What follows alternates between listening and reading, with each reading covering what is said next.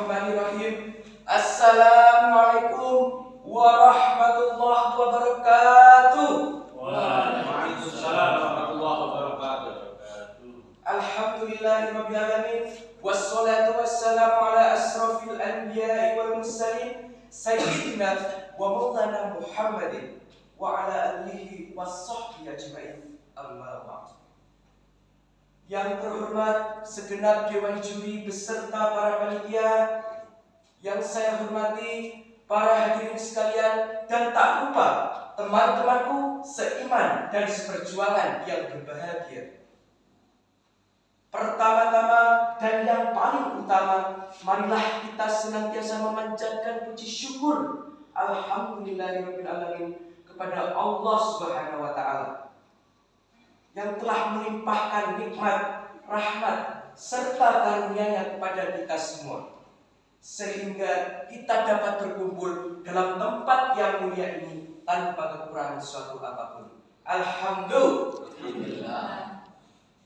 Sholawat berantaikan salam semoga senantiasa tercurahkan kepada junjungan, kekasih, panutan kita semua, yakni baginda Nabi Muhammad Sallallahu Alaihi Wasallam, yang telah membawa umat manusia dari zaman jahiliyah menuju zaman Islam, di mana hakikat zaman Islamnya ialah zaman yang penuh dengan kedamaian dan kasih sayang.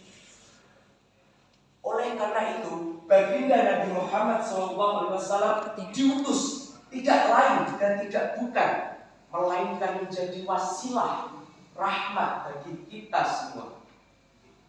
Karenanya pada kesempatan kali ini perkenankan nama saya Okfi Paradita dari SMP Negeri 4 Sudimoro 1 Atap akan menyampaikan pidato yang berjudul Islam Rahmatan lil Alamin. Hadirin wal hadirat rahimakumullah, Islam merupakan agama yang dibawa oleh Nabi Muhammad SAW, dan Islam adalah agama penutup dari agama-agama sebelumnya. Berbagai macam cara telah Rasulullah lakukan untuk menyebarkan agama Islam, mulai dari ancaman, cacian, bahkan percobaan pembunuhan telah beliau hadapi demi menegakkan kalimat tauhid di muka bumi ini. Allah Subhanahu wa taala berfirman dalam Al-Qur'an surat Al-Anbiya ayat 107 yang berbunyi, A'udzu billahi minasyaitonir rajim. Bismillahirrahmanirrahim. Wa ma arsalnaka illa rahmatan lil alamin. Shadaqallahul adzim. Yang artinya, dan tidaklah kami mengutus engkau Muhammad melainkan sebagai rahmat bagi seluruh alam semesta. Dalam firman tersebut telah dijelaskan bahwa Allah Subhanahu wa taala mengutus Nabi Muhammad SAW ke dunia ini untuk menjadi rahmatan lil alamin, yaitu rahmat atau kebaikan bagi seluruh alam semesta termasuk manusia. Untuk apa? Yaitu untuk memperbaiki masyarakat, untuk mengatur pergaulan dan menyempurnakan akhlak manusia. Betul atau tidak? Betul. Rahmat memiliki arti kelembutan yang berpadu dengan rasa iba. Atau dengan kata lain, rahmat dapat diartikan dengan kasih sayang. Sedangkan kata al-alamin berarti seluruh alam semesta atau seluruh umat manusia, baik itu muslim maupun orang kafir.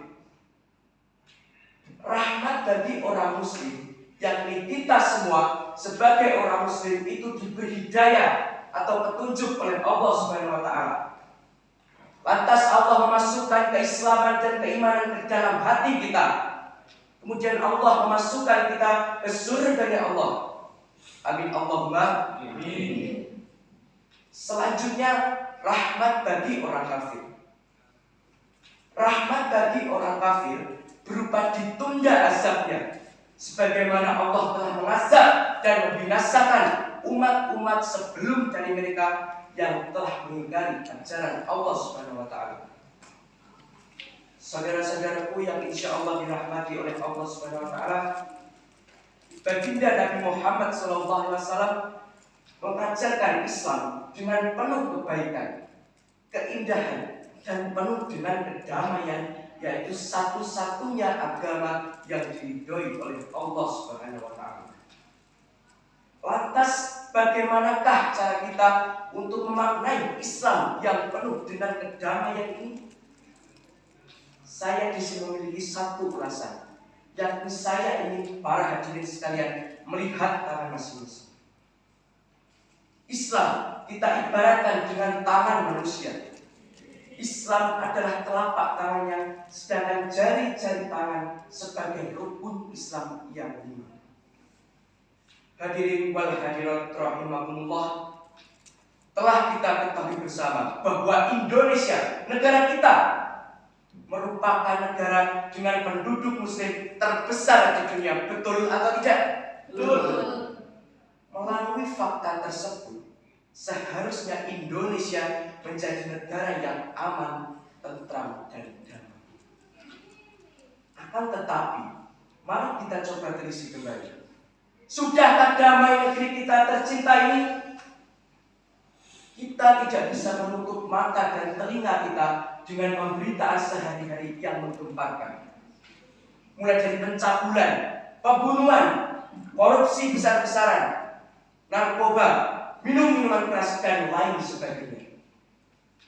Hal ini patut kita pertanyakan, apa yang sebenarnya terjadi? Bukankah sebagian dari mereka adalah muslim, betul?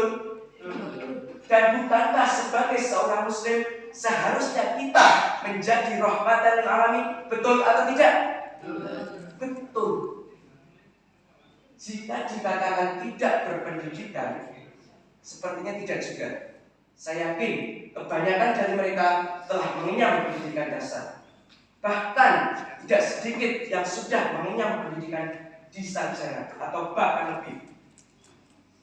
Jika mereka tahu bahwa membunuh binatang semena-mena saja dilarang oleh Islam, mana mungkin sampai berani membunuh sesama manusia, apalagi sesama muslim. Jika mereka tahu bahwa Islam melarang umatnya untuk mencuri dan menipu, mana mungkin mereka berani untuk melakukan tindak korupsi. Lalu apa yang membuat moral mereka semakin hancur? Maka jawabannya adalah karena mereka tidak memahami dan menjalankan kaidah-kaidah Islam secara kafah atau menyeluruh. Sebagaimana firman Allah Subhanahu wa taala dalam Al-Qur'an surat Al-Baqarah ayat 208 yang berbunyi, A'udzu billahi minasy syaithanir rajim.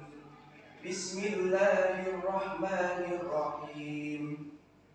Ya ayyuhalladzina amanu qulu fis-silmi kaffah.